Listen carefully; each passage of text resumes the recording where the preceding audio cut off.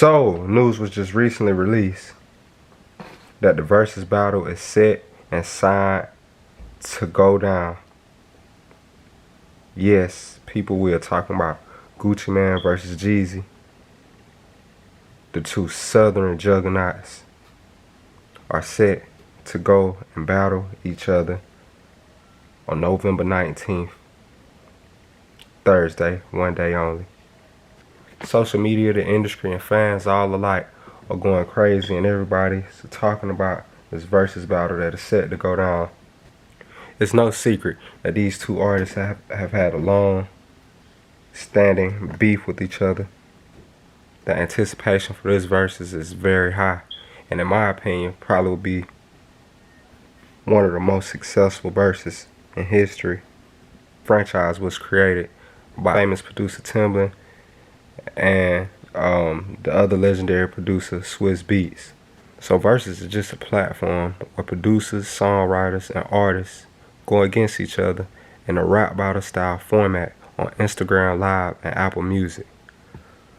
Competitors take turns playing a song from a list of 20 tracks from their back catalog as fans, friends, and fellow artists watch on. A winner is later decided by Timbaland and Swiss Beats. Even though it's called versus, it's not actually a battle. It's more so a celebration. Timbaland and Swiss Beats quoted, "We want to celebrate the architects of good music.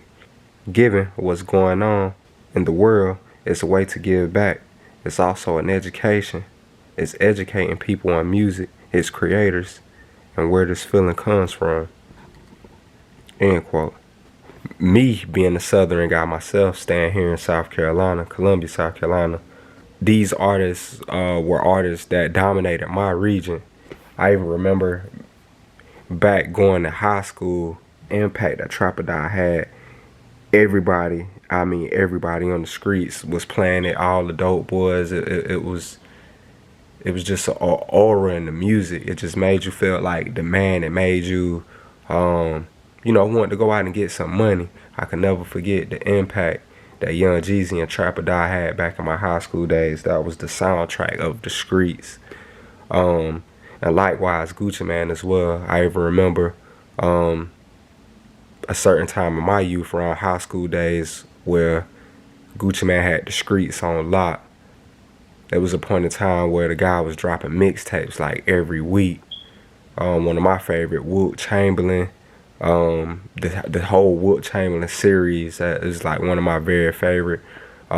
Kick a Door. I can go on and on about the classic trap hits that Gucci Mane has provided us. I'm a Dog, So and So. I even had the pleasure to attend a Gucci Mane concert, and it's just really a moment in time, and he could perform a whole hour of hit songs that the whole crowd can sing along to word for word.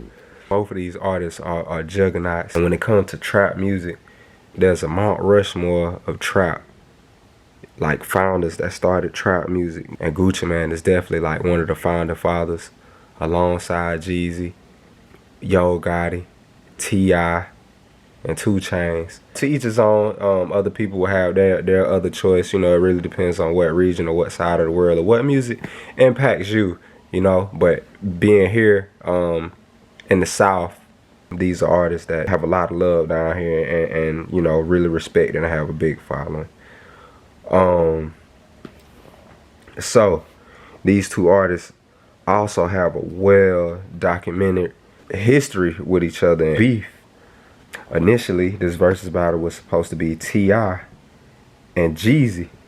Gucci at first respectfully declined to do the battle, but I guess he decided to change his mind. So artists have well-documented history, well-documented beef with each other that starts back in May of 2005.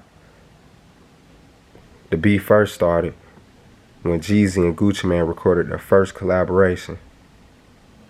Jeezy was under the impression that it'd land on his album, Let's Get It, Thug Motivation 101, and their collaboration was So Icy. And that song was major. I think that song was the hit that catapulted both of the artists to mainstream. It was just the first of a long stream of hits to get these artists heard. To my understanding, Gucci Mane and Zaytoven, which was the producer of the So Icy beat, actually had a real relationship, and they were closer to each other. Versus Jeezy and Zaytoven, they didn't really know each other; they just knew each other in passing. So Zaytoven decided to give the track to his friend Gucci Mane, and when he did that, it pissed Jeezy off, and Jeezy would claim that he was never paid for his appearance. Icy went on to peak at 46 on the Billboard's and R&B hip hop chart, while having a large impact across the South, which Gucci Mane went on to receive the credit and most of the accolades for. So this is what started the beef and disliking for each other between the two. Fueled by the bad taste the So Icy situation left in his mouth, Jeezy put aspiring gangbangers on alert with a song he dropped called Stay Scrapped. And the song Stay Scrapped. So basically, Jeezy had put a $10,000 bounty on Gucci Mane's chain, telling the streets, telling everybody that if they come into contact with him, that he will pay them $10,000 to snatch the chain off his neck and bring it back to him. Well, so happened somebody's decided to take him up on that. Anyway, Gucci Mane responded with his track called Round One. And he made it very clear that he didn't take Jeezy's shots lightly. Shortly after Stay Scrapped in Round One, the war of words turned violent. While Gucci Mane was visiting a female friend house on May 10th, 4 men broke into the house and began assaulting him. When the men threatened to shoot him, Gucci grabbed his pistol and started shooting. After hitting the man, everyone fled the scene. The man that Gucci Mane hit was Henry Lee Clark III, better known as CTE rapper Pookie Loc. He was later found dead near a school in Decatur, Georgia. Days later, Gucci Mane turned himself in to police after a warrant was issued for his arrest.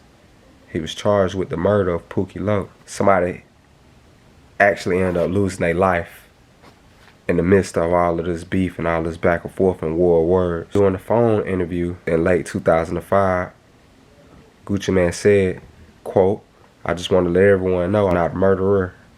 I was upset, I was scared a little bit, but I had to do what I had to do. You gotta be a man about it. I'm not a bad person. I have remorse for everything that happened." End quote. Meanwhile, Jeezy denied any connection to the shooting, even though Pookie Loc was signed to his label. He claimed that Gucci, quote, was trying to turn the bad situation into good publicity and sell his record, end quote. The case goes to trial, and in early January of 2006, January 17th to be exact, Gucci Mane is acquitted of murder. 9 months after being charged with murder, Gucci Mane was acquitted. He admitted to shooting his attackers, but maintained that he acted in self-defense. An eyewitness backed up his claim, leaving prosecutors with no evidence for a murder case. So there you have it. What was a rap beef and started off over a disagreement ended up turning into someone losing their life, and basically just blood on your hands that could never be erased at this point. Which is all the more reason why everyone is just so heavily anticipated. You know, unlike a lot of these social media beef and these guys talking tough to their phones and their screens, you know, these guys really took it there. The situation really got violent. All in all, this is a moment in time, and I'm excited, man. I look forward to seeing. So I want to know, who you think gonna win? What hits do you look forward to hearing? Me personally, I'm Team Gucci Mane. Burr, you know what I'm saying? Don't get me wrong, Jeezy was the man too, you know what I'm saying? And I look forward to seeing him do his thing. It's gonna be a moment in time, man, you know, for all the hustlers, just, you know, for all the music lovers, all, you know, it's a moment in time, man, definitely. But I'm Team Gucci Mane, man. I think Gucci gonna kill him. Granted, I think Jeezy has more commercial hits and, you know, got more radio probably hits than Gucci Mane, but Gucci has the streets on lock. I mean, I'm a dog. You know what I'm saying? What, Susie? You know what I'm saying? I mean, you know, I can go on and on. You know, 745. You know what I'm saying? Writing on the wall. First day out. You know what I mean? But I ain't sleeping on snow neither. I already know. Hey, bro, got that thug motivation. You know what I'm saying? At 23, 24. Yeah, man, you know, it's gonna be a real moment in time, man. So I look forward to it, man. You know what I'm saying? Who you got? Who you got your money on, man? Who you think gonna bring it home, man? Yeah. But anyway, hope y'all enjoyed the content, man. Leave me a like and subscribe. Till the next time.